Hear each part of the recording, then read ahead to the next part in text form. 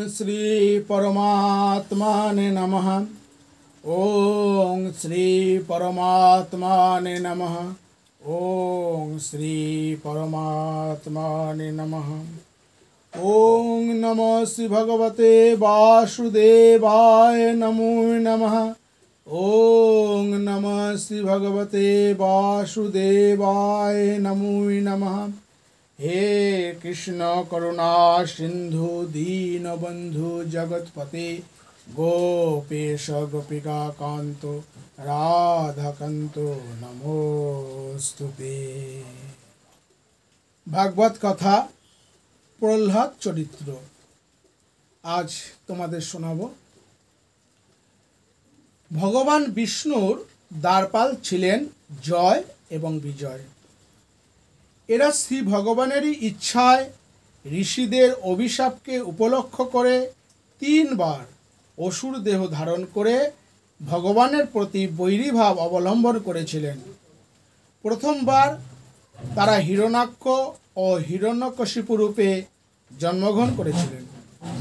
द्वितीयबार रावण और कुंभकर्ण रूपे जन्मग्रहण करेছিলেন এবং तृतीयबार शिशुपाल और दंतवक्र रूपे जन्म परिग्रह करें एवं प्रतिबारी श्री भगवानेर हाथे मृत्युबरण करेছিলেন। विष्णु पार्षद এই জয় বিজয়ী श्री भगवानेर प्रति तीव्र बैरीभाव अवलम्बन करे भगवानके गभीर भावे चिंता करे आबार श्री भगवानेर काछेई फिरे गेलेन।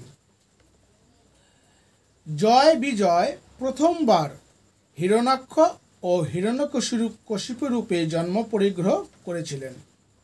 तखन तादेर तेजे देवता यक्ष गंधर्व प्रभृति सकले अतिष्ठ हये उठलेन। तखन भगवान बराह मूर्ति धारण करे हिरण्याक्षके बध करेছিলেন। हिरण्यकशिपु तखन भातृहत्या श्रीहरिर प्रति अत्यंत क्रुद्ध हये असुरदेर आह्वान करे बोललेन, श्रीहरि सर्वत्र तुल्य भावापन्न, तार शत्रु मित्रे कोनो भेद नेই। तबुओ এই ভীরু শক্তিহীন দেবতারা শ্রীহরিকে তপস্যার দ্বারা সন্তুষ্ট করে আমার প্রবল প্রতাপ অম্বিত ভাই হিরণ্যাক্ষকে বধ করিয়েছে। দেবতাদের তো আমি দেখেই নেব, এখন এই শ্রীহরির সম্বন্ধে কি করব তা তোমাদের বলছি। এই বলে हिरण्यकशिपु असुर सकलदेर डेके तिनी बोलছেন যে শ্রীহরি सम्बन्धे तिनी की व्यवस्था नेবেন। एबार बोलছেন तिनी, তোমরা सब मन दिए शोनो, এই नारायण पूर्व शुद्ध तेजमय থাকলেও এখন সে মায়াকে আশ্রয় করে মৎস্য কূর্ম বরাহ ইত্যাদি মূর্তি পরিগ্রহ করে নিজের শুদ্ধ সত্য স্বভাবকে কলুষিত করেছে। সে ছিল আগে নির্গুণ নিরাকার সচ্চিত আনন্দ স্বরূপ। এখন সে মায়াকে অবলম্বন করে বিভিন্ন রূপ গ্রহণ করতে আরম্ভ করেছে এবং বরাহ রূপ ধারণ করে আমার প্রাণপ্রিয় ভাই হিরণ্যাক্ষকে বধ করেছে। শ্রীহরি অত্যন্ত অস্থির চিত্ত, একটু আরাধনা করলেই সে সাধকের প্রতি স্নেহশীল হয়ে পড়ে। বালকের মতোই সে চঞ্চলমতি। সুতরাং আমি তাকে বধ করে তার রক্ত দিয়ে হিরণ্যাক্ষের তর্পণ করব। সেই কপট নারায়ণকে বধ করলে বিষ্ণুগত প্রাণ দেবতারা চিরকালের মতো শেষ হয়ে যাবে। নারায়ণই হচ্ছে যোগ্য পুরুষ, ধর্মের মূল আশ্রয়। সুতরাং তোমরা পৃথিবীতে গিয়ে যারা তপস্যা বেদপাঠ ব্রত নিয়ম পালন করছে ধর্ম আচরণ করছে তাদের সকলকে বধ করবে, কারণ তাদের বধ করলে যজ্ঞাদি আর হবে না। ফলে যোগ্য পুরুষ নারায়ণও নির্জিত হবে। অসুররাজ হিরণ্যকশিপুর আদেশ শুনে অসুররা তখন পৃথিবীতে গিয়ে সকলের ওপর ভীষণ অত্যাচার আরম্ভ করল। এদিকে হিরণ্যাক্ষের মৃত্যুতে তার মা স্ত্রী ও ছেলেরা অত্যন্ত শোকাকুল হয়েছে দেখে হিরণ্যকশিপু তাদের সান্ত্বনা দিয়ে বললেন, হিরণ্যকশিপু তাদের সান্ত্বনা দিয়ে বলছেন, বীর হিরণ্যাক্ষের জন্য তোমাদের আর শোক করা উচিত নয়, কারণ সম্মুখ যুদ্ধে মৃত্যু তো বীরের কাম্য। জীব পূর্বজন্মের কর্মের ফলে এক জায়গায় জন্মগ্রহণ করে কিছুদিন সেখানে থেকে নিজের অদৃষ্টের বশে আবার অন্য জায়গায় গিয়ে জন্ম পরিগ্রহ করে। এই তো জগতের নিয়ম। সুতরাং যে চলে যায় তার জন্য শোক করা বৃথা। আত্মার জন্মও নেই, মৃত্যুও নেই। আত্মা শুদ্ধ, অবিনাশী, সর্বব্যাপী, সর্বসাক্ষী। আত্মা দেহ নয়, কিন্তু অবিদ্যার বশে এই দেহকেই আত্মা বলে মনে করে জীব সুখ দুঃখ ভোগ করে থাকে। সুতরাং বিনাশশীল দেহের মৃত্যুর জন্য শোক করা উচিত নয়। অসুর হলে কি হবে? পরম তত্ত্ব সম্বন্ধে তার বেশ টনটন জ্ঞান ছিল। দৈত্যরাজ হিরণ্যকশিপু তখন অপরাজয়ের অমর এবং অপ্রতিদ্বন্দ্বী রাজা হবার জন্য অতি ভয়ঙ্কর তপস্যা আরম্ভ করলেন। তার উগ্র তপস্যায় সন্তুষ্ট হয়ে ব্রহ্মা তাকে দর্শন দিয়ে বললেন, তুমি সাধনায় সিদ্ধিলাভ করেছ, আমার কাছে তোমার অভিলাষিত বর প্রার্থনা করো। হিরণ্যকশিপুর ইচ্ছা অমরত্ব লাভ করা, কিন্তু ভাবলেন যদি অমরত্ব বর প্রার্থনা করি তবে ব্রহ্মা বলবেন যে কল্প শেষে ব্রহ্মারও বিনাশ হয়। ব্রহ্মাই যখন অমর নয় তখন তার পক্ষে কাউকে অমরত্ব বর দেওয়া সম্ভব নয়। এইভাবে চিন্তা করে হিরণ্যকশিপু তখন ব্রহ্মাকে প্রণাম করে বললেন, হে বড় শ্রেষ্ঠ, আপনি যদি আমাকে আমার মনোমতো বর দিতে চান তবে এই বর দিন যাতে আপনার সৃষ্টি কোনো প্রাণী আমাকে বধ করতে না পারেন। হিরণ্যকশিপু আবার ভাবলেন, এ তো হলো না। আমার যদি স্বাভাবিকভাবে মৃত্যু হয় সেই মৃত্যুকে রোধ করবার উপায় কি? তাই স্বাভাবিক মৃত্যু অতিক্রম করার জন্য বললেন, ঘরের ভিতরে অথবা বাহিরে, দিনে অথবা রাত্রিতে, ভূমিতে অথবা আকাশে, কোনো অস্ত্রে অথবা শস্ত্রেই যেন আমার মৃত্যু না হয়, এই বর আমায় দিন। প্রকারান্তরে হিরণ্যকশিপু অমরত্ব বরই চাইলেন। ব্রহ্মা বললেন, তোমার মনের বাসনা আমি বুঝেছি। তুমি যেসব বর চাইলে তা লাভ করা অসম্ভব বলেই জানবে। তবুও তোমার এই অতি কঠোর তপস্যার জন্য আমি তোমার প্রার্থিত বরই দিলাম। ব্রহ্মার কাছ থেকে বর লাভ করে হিরণ্যকশিপু তখন নিজেকে অমর, অপ্রতিদ্বন্দ্বী বলে মনে করতে লাগলেন। ব্রহ্মার কাছে বর লাভ করে হিরণ্যকশিপু তখন সুবর্ণময় দেহ ধারণ করে ভ্রাতা হিরণ্যাক্ষের মৃত্যুর কথা ভাবতে ভাবতে ভগবান বিষ্ণুর প্রতি অতি ভয়ঙ্কর বিদ্বেষ ভাব পোষণ করতে লাগলেন। বলমদে গর্বিত হয়ে হিরণ্যকশিপু তখন স্বর্গ, মর্ত্য, পাতাল 10 দিক অধিকার করে সকলের ওপর ভয়ঙ্কর অত্যাচার আরম্ভ করলেন। তার এই অত্যাচারের কোনো প্রতিকার নেই জেনে দেবতারা ভগবান বিষ্ণুর শরণাপন্ন হলেন। ভগবান বিষ্ণু তাদের বললেন, হিরণ্যকশিপুর অত্যাচারের কথা আমি আগেই জেনেছি, শিগগির তার ব্যবস্থা করব।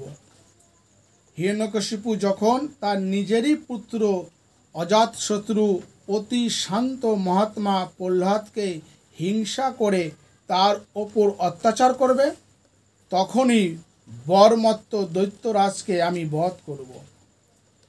হিরণ্যকশিপুর 4টি ছেলে ছিল।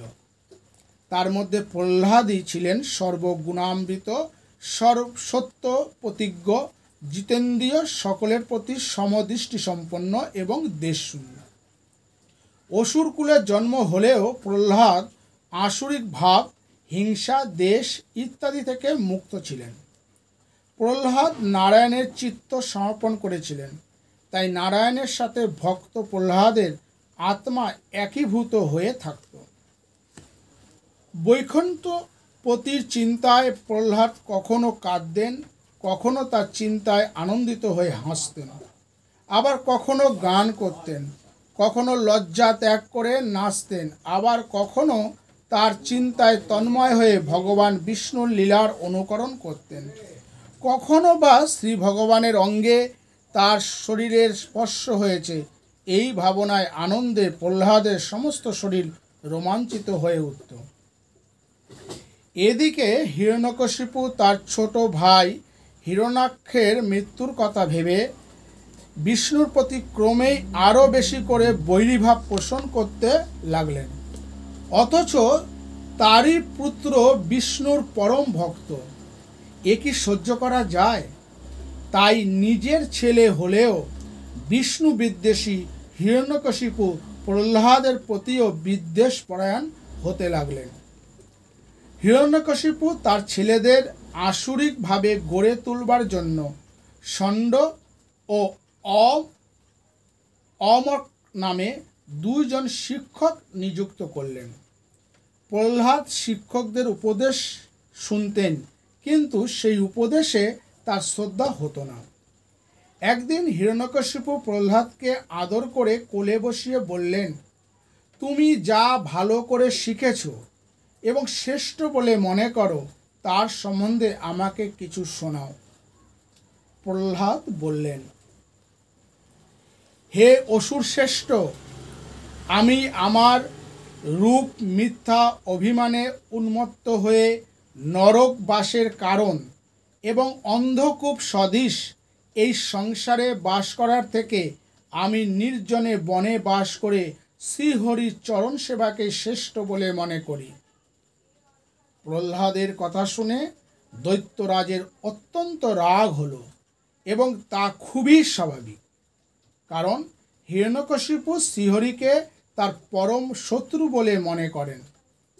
কিন্তু যদি প্রশ্ন করা যায় যে বর্তমান সময়ে কোনো ছেলে যদি তার মা বাবাকে এই রকম কথা বলে, সংসারী হওয়ার চেয়ে সাধু হয়ে ভগবানের নাম করাই ভালো, তাহলে তারা সেই কথা কিভাবে নেবেন?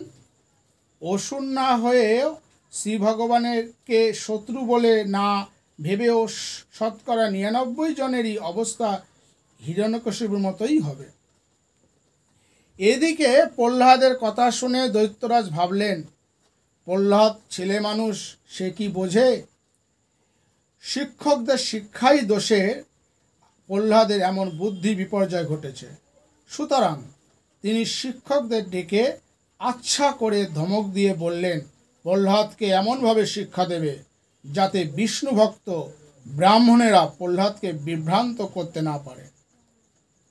ষণ্ড ও অমক তখন প্রহ্লাদের বাড়ি নিয়ে গিয়ে জিজ্ঞাসা করলেন, আমরা তোমার গুরু, আমরা তোমার যেসব শিক্ষা দিয়েছি সেসব কথা তোমার পিতাকে না বলে বুদ্ধি বিভ্রান্তকর এইসব কথা কেন বললে? এই শিক্ষা তোমায় কে দিল? প্রহ্লাদ বললেন, এ ব্যক্তি আমার আপন, এ ব্যক্তি আমার পর, এই রকম যে মিথ্যা চিন্তা, মিথ্যা অভিনিবেশ, এটা ভগবানের মায়া থেকে উৎপন্ন হয়। সাধারণ মানুষ এই মায়ায় মুগ্ধ হয়ে দুঃখ ভোগ করে। যখন ভগবান কারোর প্রতি কৃপা করেন, তখনই তার এই আপন পর রূপ মিথ্যা অভিনিবেশ, মিথ্যা দেহ অভিমান জনিত অসন্দ বুদ্ধির নিবৃত্ত হয়। অবিদ্যাচ্ছন্ন জীব এই ভেদ বুদ্ধির জন্যই বাক্যমনের অতীত পরমাত্মাকেই আপন এবং পর বলে মনে করেন। আমি জানি না কোন তপস্যার ফলে আমার এমন সৌভাগ্য হয়েছে যে শ্রী ভগবানেরই ইচ্ছা অনুযায়ী আমার মন সর্বদা তারই কাছে কাছে অবস্থান করে। প্রহ্লাদের কথা শুনে ষণ্ড ও অমক অত্যন্ত ক্রুদ্ধ হয়ে তাকে ভৎসনা করে আবার তাকে আসরিক শিক্ষা দিতে লাগলেন। প্রহ্লাদকে অত্যন্ত বুদ্ধিমান ও মেধাবী দেখে কিছুদিন পরে গুরুরা ভাবলেন যে প্রহ্লাদ এখন ঠিক ঠিক তাদের শিক্ষা গ্রহণ করেছে, তাই পুরস্কার লাভের আশায় তারা প্রহ্লাদকে তার পিতার কাছে নিয়ে গেলেন। প্রহ্লাদকে দেখে হিরণ্যকশিপু আনন্দিত হয়ে তাকে কোলে বসিয়ে জিজ্ঞাসা করলেন, এতদিন গুরুর কাছে যে বিদ্যা ভালো করে শিখেছ তার কিছুটা আমায় বলো।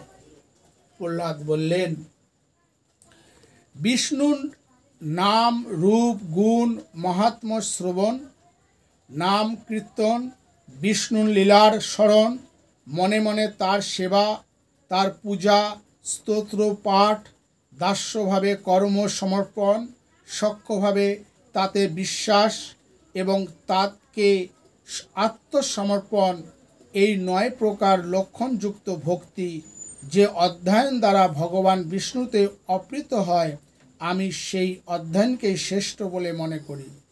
কিন্তু আমার গুরুর কাছ থেকে সেই রকম শিক্ষা পাবার সম্ভাবনা নেই। এই যে নবদা ভক্তির কথা বলা হলো, কায় মনোবাক্যে এর যে কোনো একটিতে অবলম্বন করে সাধন করলেই জীবের অভীষ্ট পরম পুরুষত্ব লাভ হয়। প্রহ্লাদের কথা শুনে হিরণ্যকশিপু অত্যন্ত রেগে গিয়ে বললেন, যদি গুরুর কাছ থেকে এই রকম শিক্ষা পেয়ে না থাকিস তবে কি করে তোর এই দুর্মতি হলো? প্রহ্লাদ বললেন, বিষয়ে স্পৃহা শূন্য মহান ব্যক্তিদের চরণ রেণুর দ্বারা অভিষিক্ত না হওয়া পর্যন্ত অনর্থকের নিবৃত্তি হয় না, অর্থাৎ সংসার দুঃখ নাশক শ্রীহরির চরণ কমল স্পর্শের জন্য মতি হয় না। বেদে যে সমস্ত কাম্য কর্মের কথা বলা হয়েছে সেসব কাম্য কর্মের অনুষ্ঠান যথারীতি করলেও সংসার দুঃখের একমাত্র মহা ঔষধ শ্রী ভগবানের চরণ লাভ করা যায় না। গুরুর উপদেশে বেদোক্ত কাম্য কর্মের বিষয় জানলে কি হবে? সাধু সঙ্গই ভগবান বিষ্ণুর চরণ লাভের সংসার বন্ধন থেকে মুক্ত হবার একমাত্র উপায়। প্রহ্লাদের কথা শুনে হিরণ্যকশিপু তখন অত্যন্ত ক্রুদ্ধ হয়ে প্রহ্লাদকে কোল থেকে দূরে ছুঁড়ে ফেলে দিয়ে অসুরদের আদেশ করলেন, এই দুরাত্মাকে এক্ষুনি বধ করো। এই বালক আমাদের সকলকে ত্যাগ করে আমার ভ্রাতার হত্যাকারী বিষ্ণুর চরণ সেবা করছে। যে 5 বছরের বালক পিতামাতা স্নেহ ত্যাগ করে শত্রু উপাসনা করে, সেই কৃতজ্ঞ দুর্বিনীত বালককে বিষ্ণু কেমন করে রক্ষা করে দেখি। দুষ্টু ইন্দ্রিয় যেমন সাধুদের শত্রু, তেমনি এই পুত্ররবি প্রহ্লাদও আমার পরম শত্রু।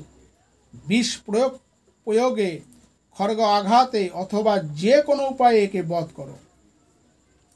প্রহ্লাদ শ্রী ভগবানের চিত্ত সমর্পণ করেছেন, তাই তাকে বধ করবার সকল রকম চেষ্টাই ব্যর্থ হলো। এই দেখে দৈত্যরাজ হিরণ্যকশিপু অধোবদনে ভাবতে লাগলেন, অসীম বুদ্ধিসম্পন্ন ভয়হীন মৃত্যুহীন এই বালকের সাথে বিরোধ করে হয়তো বা আমারই মৃত্যু হবে অথবা নাও হতে পারে। কিন্তু এখন এই বালককে নিয়ে আমি কি করি? দৈত্যরাজকে চিন্তামগ্ন দেখে ষণ্ড ও অমর্ক রাজাকে সান্ত্বনা দিয়ে বললেন, আপনি নিজের বাহুবলে ত্রিলোক জয় করেছেন, আপনার চিন্তার কি কারণ থাকতে পারে? শিশুদের চরিত্রে দোষগুণ বিচার বিষয় নয়। যতদিন পর্যন্ত আমাদের পিতৃদেব আপনার গুরু শুক্র আচার্য ফিরে না আসছেন ততদিন পর্যন্ত একে বেঁধে রাখুন, যাতে সে ভয়ে পালিয়ে না যায়। পুরুষের স্থির বুদ্ধির 2টি কারণ, এক বয়স এবং দ্বিতীয় সৎসঙ্গ।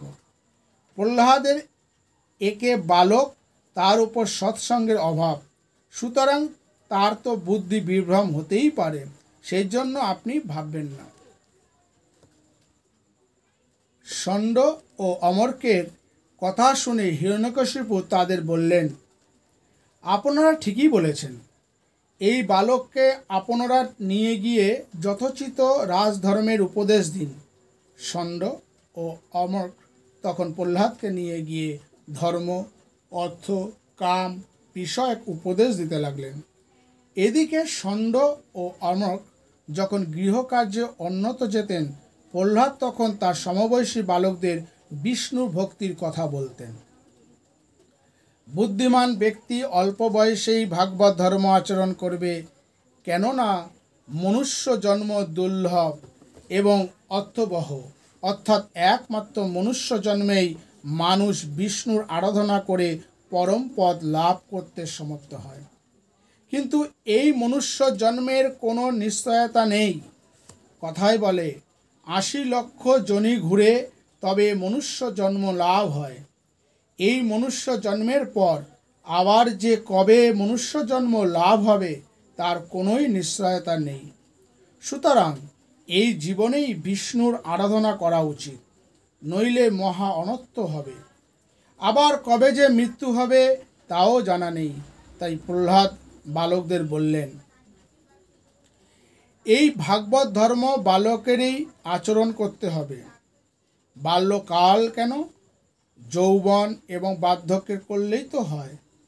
আর এমনিতেই বলা হয় যে বয়স হলে অবসর নেবার পর ধর্ম আচরণ করা যাবে। তার উত্তরে বলা যেতে পারে যে কাম হচ্ছে জীবের বিষ্ণু ভক্তির প্রধান অন্তরায়। বাল্যকালে কামের তাড়না থাকে না। সুতরাং বাল্যকালেই ভগবত আরাধনায় প্রকৃষ্ট সময়। মানুষের জীবন যদি ১০০ বছর ধরা যায়, তবে তার অর্ধেক সময় রাত্রিকাল, অর্থাৎ ৫০ বছর মানুষ ঘুমিয়ে কাটায়। বাল্য ও যৌবনের ১০ বছর করে ২০ বছর বালক বালিকাদের সাথে খেলাধুলায় কেটে যায়। তারপর বিষয় উপার্জন, বিষয়ভোগ এবং স্ত্রী পুত্রে আসক্ত হয়ে আরও ২০ বছর কখনো সামান্য একটু সুখ এবং বেশিরভাগই দুঃখ ভোগের অতিবাহিত হয়।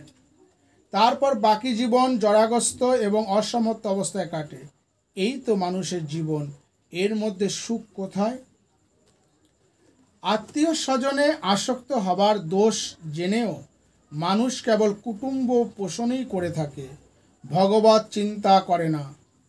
বিদ্বান হলেও এ ব্যক্তি আমার আপন, এ আমার পর, এই রকম ভাবনাযুক্ত হয়ে মুগ্ধচিত্ত ব্যক্তির মতো ভূতে পাওয়া লোকের মতো অপরের জিনিস হরণ করে থাকে। তাই বলছি, হে অসুর বালকগণ, তোমরা বিষয় মাত্র সেবী অসুরদের সংসর্গ ত্যাগ করে শ্রী ভগবানের শরণাপন্ন হও। নারায়ণে শরণাগতি জীবনের একমাত্র উদ্দেশ্য। হয়তো বলবে, আমরা বালক মাত্র, কেমন করে শ্রী ভগবানের আরাধনা করতে হয়, কেমন করে তার প্রতীপ উৎপাদন করতে হয় তা তো জানি না। তার উত্তরে প্রহ্লাদ বললেন, শ্রী ভগবানকে খুশি করতে কোনো অসুবিধাই নেই। তিনি তো সকলেরই হৃদয়ে অবস্থান করছেন। সুতরাং তাকে খুঁজতে কোনোই কষ্ট নেই। সব সময় মানসিক উপাচার দিয়ে তার সেবা করা যায়। যিনি সর্বকারণেরও কারণ, সেই পরম পুরুষ শ্রী ভগবান প্রীতি হলে তার সেবকের দুষ্প্রাপ্য কি থাকতে পারে? অর্থাৎ তারা জগতের সব কিছুই লাভ করতে সক্ষম হয়। শ্রী ভগবানের চরণ সেবা করার যদি সামর্থ্য হয় এবং যত্নের সাথে যদি আমরা তার নাম কীর্তন করি, তাহলে নির্গুণ মোক্ষ লাভেও আমাদের প্রয়োজন নেই। প্রহ্লাদের কথা শুনে দৈত্য বালকেরা তখন ভগবত আরাধনায় নিযুক্ত হল। এই না দেখে ষণ্ড ও অর্মক তখন ভয়ে অসুররাজ হিরণ্যকশিপুকে গিয়ে সমস্ত বৃত্তান্ত জানাল। হিরণ্যকশিপু তখন পদাহত সর্পের মতো ভয়ঙ্কর ক্রুদ্ধ হয়ে ঘন ঘন নিঃশ্বাস ত্যাগ করতে লাগলেন এবং সম্মুখে অবস্থিত শান্ত দ্বন্দ্বমান প্রহ্লাদকে বললেন, হে দুর্বিনীতি কুলাধম, তুই আমার শাসন লঙ্ঘন করিস। যে আমি ক্রুদ্ধ হলে স্বর্গমর্ত পাতাল ভয়ে কাঁপতে থাকে, তুই হীনবন হয়ে সেই আমাকে অবজ্ঞা করিস।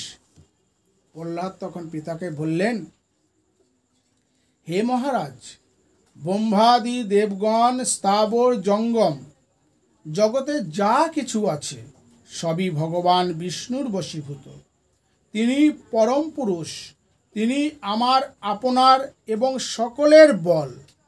তিনি তার শক্তির প্রভাবে এই বিশ্বের সৃষ্টি, স্থিতি এবং প্রলয় করে থাকেন। তিনি সর্বব্যাপী। সুতরাং হে পিত, আপনি হিংসা ভাব ত্যাগ করুন। বিষ্ণু কারো শত্রু নয়। অসংযত মনই আপনার শত্রু। মন সংযত হলে শত্রু মিত্রের সমভাব হয় এবং সর্বত্র সমদর্শনই বিষ্ণু পূজার শ্রেষ্ঠ উপকরণ। প্রহ্লাদের কথা শুনে হিরণ্যকশিপু তখন একেবারে তেলে বেগুনে জ্বলে উঠে বললেন, তুই যে বলছিস আমি ছাড়া অন্য পরমেশ্বর আছে এবং সে সর্বত্র রয়েছে, তাই যদি হয় তবে এই স্তম্ভে তাকে দেখছি না কেন? জেনে রাখ, আমি প্রকৃত ঈশ্বর। সেই আমি এবার তোর অহংকার চূর্ণ করে তোকে বধ করব। তোর হরি পারে তো এবার তোকে রক্ষা করুক।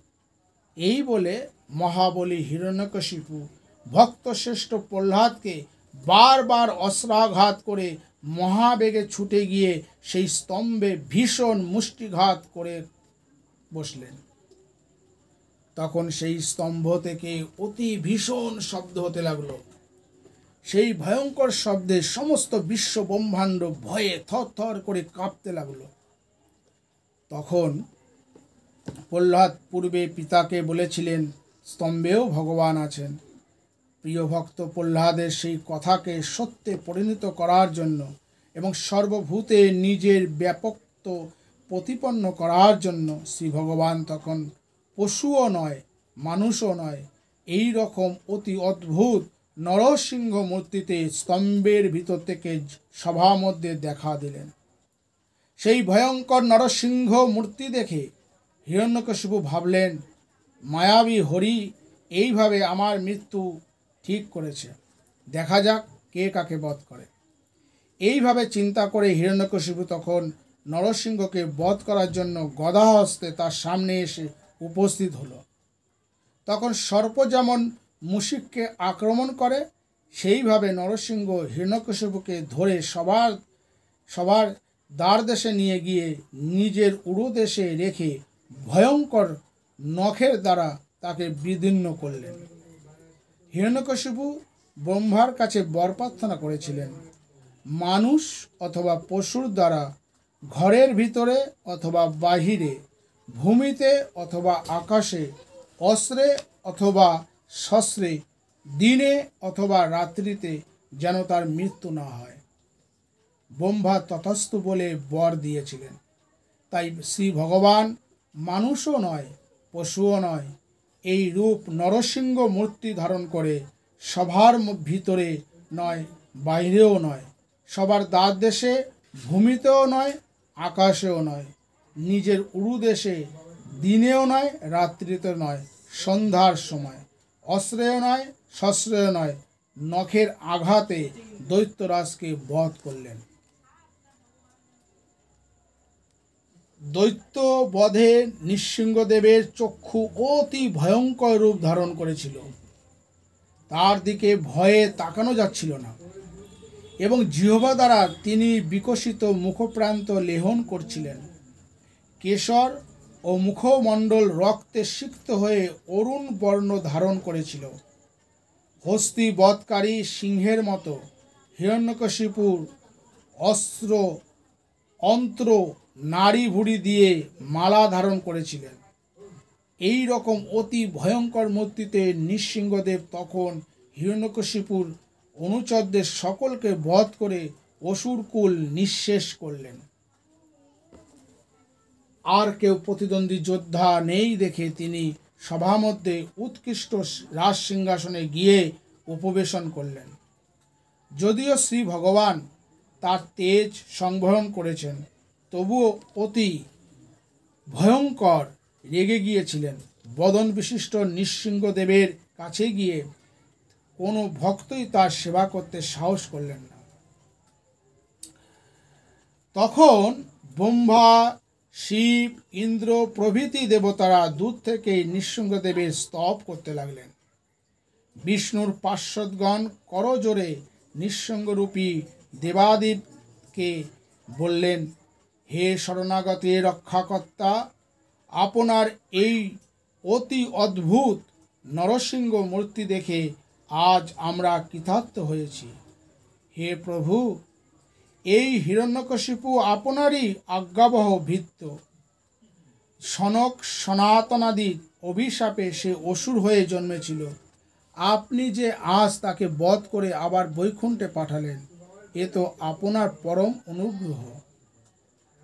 ব্রহ্মাদি দেবতারা নৃসিংহদেবের ক্রোধ প্রশমনের জন্য লক্ষ্মী দেবীকে তার কাছে যেতে অনুরোধ করলেন, কিন্তু তিনিও এই অদৃষ্টপূর্ব ভয়ঙ্কর মূর্তির কাছে যেতে সাহস করলেন না।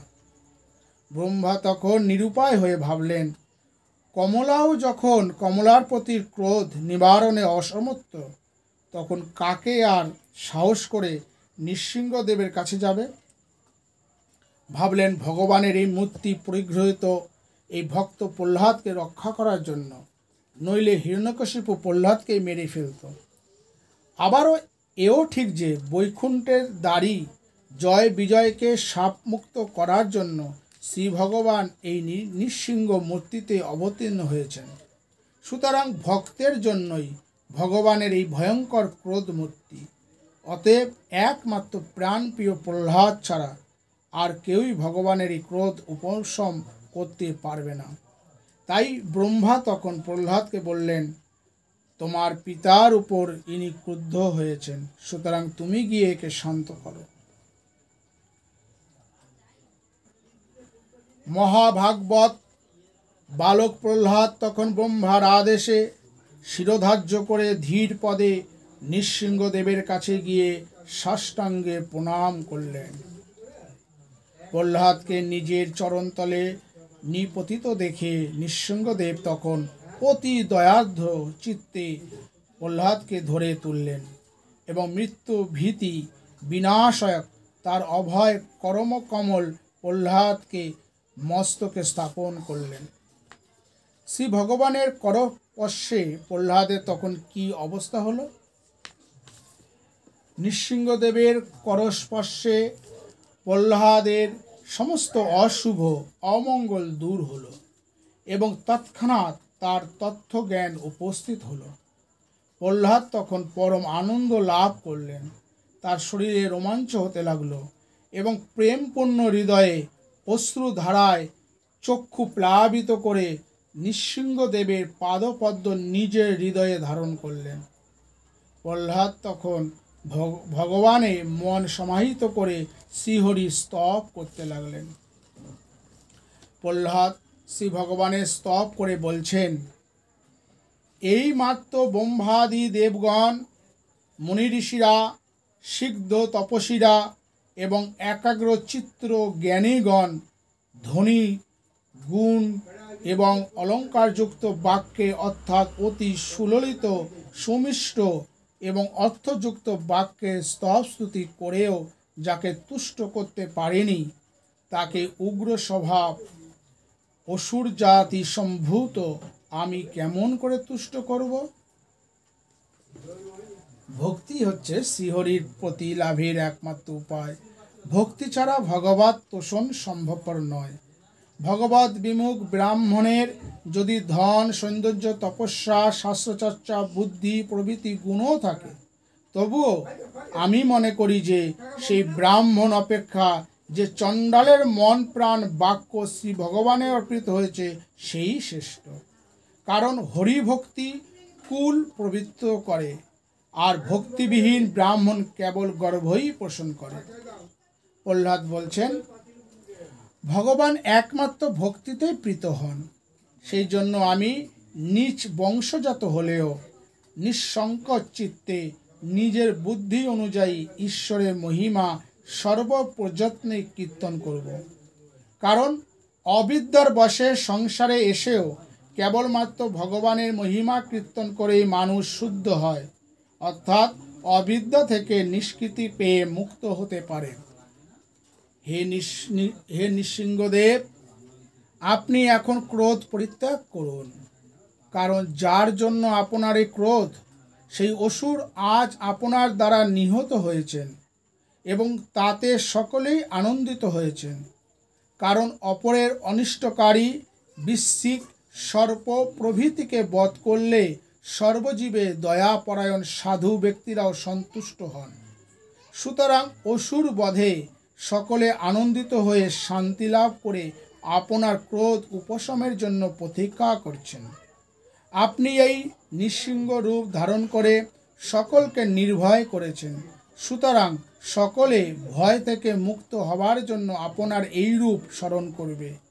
আপনার এই নৃসিংহ মূর্তির কথা চিন্তা করলেই সকল ভয়, সকল বিপদ দূর হবে।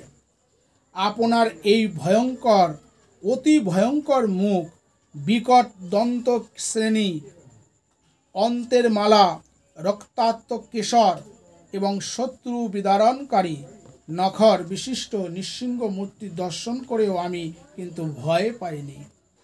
সিংহ শাবক যেমন সিংহকে ভয় করে না, কিন্তু অপরে সিংহকে ভীষণ ভয় করে, সেই রকম আমিও আপনার এই রূপ দেখে ভয় পাইনি। আমি কেবল সংসারের করাল মূর্তি দেখে ভয় পাচ্ছি।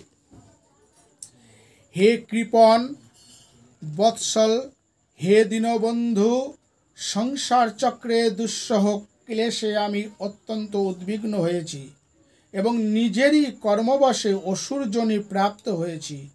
হে অতি কমনীয়, আপনি কবে আমার প্রতি প্রসন্ন হয়ে আপনার অপর্ববর্গপ্রদ চরণ কমলের প্রতি আমাকে আহ্বান করবেন? কবে আপনার মুক্তিপ্রদ চরণে আমায় আশ্রয় দেবেন? প্রিয়জনের বিয়োগ এবং অপ্রিয়জনের সংস্পর্শে এসে বারবার নানা দেহ ধারণ করে আমি অশেষ দুঃখ ভোগ করেছি, কিন্তু দুঃখের প্রতিকার কি তা বুঝলাম না। দুঃখের প্রতিকারের আশায় যাই করতে যাই, তাতেই দেহ অভিমানের জন্য আরও বেশি দুঃখে জড়িয়ে পড়ি।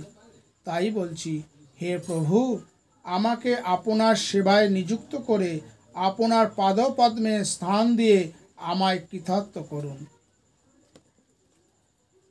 প্রশ্ন করা যেতে পারে, ভগবৎ দাস্য নিযুক্ত ব্যক্তির প্রারম্ভজনিত দুঃখে নিরাসনের উপায় কি? উত্তরে প্রহ্লাদ বলছেন, হে নৃসিংহদেব, আপনার পদযুগলকে আশ্রয় করেছে এমন মহাজ্ঞানী ভক্তজনের সদ্গুণের সঙ্গগুণে আমি রাগ, দেশ প্রভৃতি থেকে মুক্ত হয়ে প্রিয় বন্ধু এবং পরম দেবতা স্বরূপ আপনার মহিমময়ী লীলা কথার কীর্তন করে আপনার ভক্তের সঙ্গলাভ করে সমস্ত দোষমুক্ত হয়ে মহা দুঃখসমূহ অতি শীঘ্রই অতিক্রম করব। এখানে দুঃখ নিবৃত্তির ক্রম বলা হয়েছে। ভগবৎ সেবার ইচ্ছা হলে ভগবানের কৃপায় ভক্ত সঙ্গ লাভ হয়। ভক্ত সঙ্গে রাগ দেশের নিবৃত্তি, বিতরাগ হলে ভগবানের গুণকীর্তন আগ্রহ হয় এবং তখনই সকল প্রকার দুঃখের নিবৃত্তি হয়। প্রহ্লাদ বলছেন যে দুঃখ নিরসনের অনেক লৌকিক উপায় থাকলেও ভগবৎ কৃপা ছাড়া কিছুতেই কিছু হবার নয়। পিতামাতার দ্বারা সুরক্ষিত হয়েও শিশুর মৃত্যু হয়। উপযুক্ত ওষুধ প্রয়োগ করার পরেও রোগীর মৃত্যু হয়। নৌকা থাকা সত্ত্বেও মানুষ সমুদ্রে ডুবে মরে। সুতরাং দেখা যাচ্ছে আপনার কৃপাই হচ্ছে দুঃখ নিবৃত্তির একমাত্র উপায়। স্বর্গের দেবতাদের আয়ু, সম্পদ, ঐশ্বর্য যা সংসারে লোকেরা কামনা করে থাকে, সেসব আমি দেখি নিয়েছি। হে প্রভু, আমার পিতা হিরণ্যকশিপুর ক্রোধ এবং সাহস্য ভুরুভঙ্গি দর্শন করে দেবতারাও ভয়ে কম্পিত হতো। আমার সেই প্রবল পরাক্রান্ত পিতা আপনার দ্বারা নিহত হয়েছেন। সুতরাং দেবতাদের পরমায়ু, স্বর্গের ঐশ্বর্য আমি সব দেখে নিয়েছি, ওতে কিছু নেই, ওসব আমার চাই না। কেবল দয়া করে আপনার পাদপদ্মে আমাকে আশ্রয় দিয়ে আমার ত্রিতাপ জ্বালা দূর করুন। হে ঈশ, আমি রজ প্রকৃতি তমগুণ প্রধান অসুর কুলে জন্মেছি। আমি বা কোথায়, আর আপনার কৃপাই বা কোথায়? অর্থাৎ অসুর প্রকৃতি আমি আপনার কৃপা লাভের একেবারেই অযোগ্য। তবুও ব্রহ্মা, শিব ও লক্ষ্মী পর্যন্ত যা লাভ করতে সক্ষম হয়নি, আপনার সেই করকমল আপনি কৃপা করে আমার মস্তকে স্থাপন করেছেন। আপনার কাছে শত্রু, মিত্র, দেবতা, অসুর প্রভৃতিতে কোনো প্রভেদ নেই, কারণ আপনি সর্বত্র সমদর্শী। তবুও যে আপনি কাউকে অনুগ্রহ, কাউকে নিগ্রহ করেন, সেটা তাদের সেবার তারতম্যের জন্য, অর্থাৎ জীব তাদের কর্ম অনুসারে আপনার কাছে যে যেমন প্রার্থনা করে, আপনিও তাদের সেই রকম অভিলাষিত ফল প্রদান করে থাকেন। সুতরাং দেবতা ও অসুরে যখন আপনার তুল্য দৃষ্টি, তখন অসুর বলে আমার হতাশ হবার কারণ নেই। কামনাযুক্ত যোগ্য বস্তুর অনুসন্ধানে সংসাররূপ সর্পযুক্ত কূপে নিপতিত জনগণের অনুসরণ করতে গিয়ে তাদের সঙ্গবশত আমি ওই কূপে পড়তে যাচ্ছিলাম। সেই সময় দেবশ্রী নারদ আমাকে নিজের করে নিয়ে মহামন্ত্র প্রদান করেন। সুতরাং হে ভগবান, আমি কেমন করে আপনার ভৃত্যের সেবা ত্যাগ করব? প্রহ্লাদ আরও বললেন, আমার অসংস্কৃত মন অত্যন্ত চঞ্চল। জিহ্বা মিষ্টি রসের জন্য, কর্ণ শব্দ সুখ উপভোগের জন্য, উদর আহারের জন্য, নাসিকা গন্ধের জন্য, চক্ষু রূপের জন্য সর্বদাই লালায়িত। তাই করজোরে আমি আপনার কাছে প্রার্থনা করছি, সংসার তাপ ক্লিষ্ট সকলকেই আপনি উদ্ধার করুন। ব্রহ্মাণ্ডের সকলকে উদ্ধার করতে আপনার কিছুমাত্র প্রয়াস করতে হবে না, কারণ আপনি তো অনায়াসেই এই বিশ্বের সৃষ্টি, স্থিতি এবং ধ্বংস করে থাকেন। তার তুলনায় সকলের উদ্ধার সাধন তো কিছুই নয়। তাছাড়া মূঢ় ব্যক্তিদেরও তো আপনি কৃপা করে থাকেন। সুতরাং হে আর্তবন্ধু, জগতের সকলকে আপনি কৃপা করে উদ্ধার করুন, এই আমার একান্ত প্রার্থনা। আর যদি সকলকে উদ্ধার করতে একান্তই রাজি না হন, তবে বলবো মূঢ় জনদেরই আপনি উদ্ধার করুন। আমার মতো যারা আপনার ভক্ত, তাদের উদ্ধারের প্রয়োজনই বা কি? তারা তো আপনার নাম কীর্তন করে সংসার জ্বালা অতিক্রম করে পরমানন্দই অবস্থান করেন। হে পরমেশ্বর, দুস্তর ভববৈতরণী পার হতে আমি কিছুমাত্র উদ্বিগ্ন নই, কারণ আমি আপনার মহিমা কীর্তন রূপ মহা অমৃতের আমার চিত্তকে নির্মগ্ন করে রেখেছি। কিন্তু যারা বৃথা ইন্দ্রিয় সুখের আশায় স্ত্রী পুত্রের ভার বহন করে, অথচ আপনাতে বিমুখ হয়ে আপনার নাম কীর্তন করে না, সেই সব মূঢ়দের জন্যই আমার ভাবনা। তাদের উপায় কি হবে? ভগবান বলতে পারেন, তুমি অপরের জন্য ব্যস্ত হচ্ছ কেন? তোমার কি চাই তা বলো। এর উত্তরে প্রহ্লাদ বলছেন, কেন এই সব ভগবত বিমুখ লোকদের জন্য আপনার কাছে প্রার্থনা করছি, তাই আপনাকে বলছি। মুনি ঋষিরা তো প্রায় নিজের মুক্তির জন্য নির্জনে মৌন ব্রত অবলম্বন করে সাধন করেন। তারা কিন্তু অপরের মঙ্গলের জন্য কিছু করেন না। যেসব মূঢ় ব্যক্তিদের কথা বলছি, তাদের কি উপায় হবে? তাদেরকে একটু সাহায্য করে আপনার দিকে নিয়ে আসব। তাই বলছি, এইসব মূঢ় ব্যক্তিদের, সাধনবিহীন ব্যক্তিদের ছেড়ে আমি একা মুক্তি পেতে চাই না। হে দীনবন্ধু, এই সমস্ত দীনজনের আপনারই একমাত্র আশ্রয়। আপনি ছাড়া তাদের অন্য কোনো আশ্রয় আমি স্বপ্নও ভাবতে পারছি না। তাই প্রার্থনা করি আপনি কৃপা করে ওইসব দিনজনের রক্ষা করুন। প্রহ্লাদের একান্ত ভক্তিভাবে এই প্রকার স্তব করলে নৃসিংহদেব ক্রোধ পরিহার করে সন্তুষ্ট হয়ে প্রহ্লাদকে বললেন, ভগবান বলছেন, হে অসুর শ্রেষ্ঠ সৌম্য প্রহ্লাদ, আমি তোমার প্রতি প্রসন্ন হয়েছি। তোমার মঙ্গল হোক। তুমি আমার কাছে তোমার অভিলাষিত বর প্রার্থনা করো। আমি সকলের কামনা পূরণ করে থাকি। আমাকে সন্তুষ্ট না করলে কেউই আমার দর্শন পায় না, আর আমার দর্শন পেলে জীব আর কখনো শোক অথবা মোহে আবির্ভূত হয় না। শ্রী ভগবান প্রহ্লাদকে বর প্রার্থনা করতে বললেন। ভক্তশ্রেষ্ঠ প্রহ্লাদ ভগবানের কাছে কোনো বর চাইছেন না। প্রহ্লাদ বললেন, আমি কামরূপ অমঙ্গলের আসক্ত। আমার চিত্ত কাম মনিল, কামনার সঙ্গ আমি অত্যন্ত ভয় করি। তাই নিষ্প্রিয় হয়ে মুক্তি লাভের ইচ্ছায় আপনার শরণাপন্ন হয়েছি। সুতরাং আমাকে বর দিয়ে আর প্রলুব্ধ করবেন না।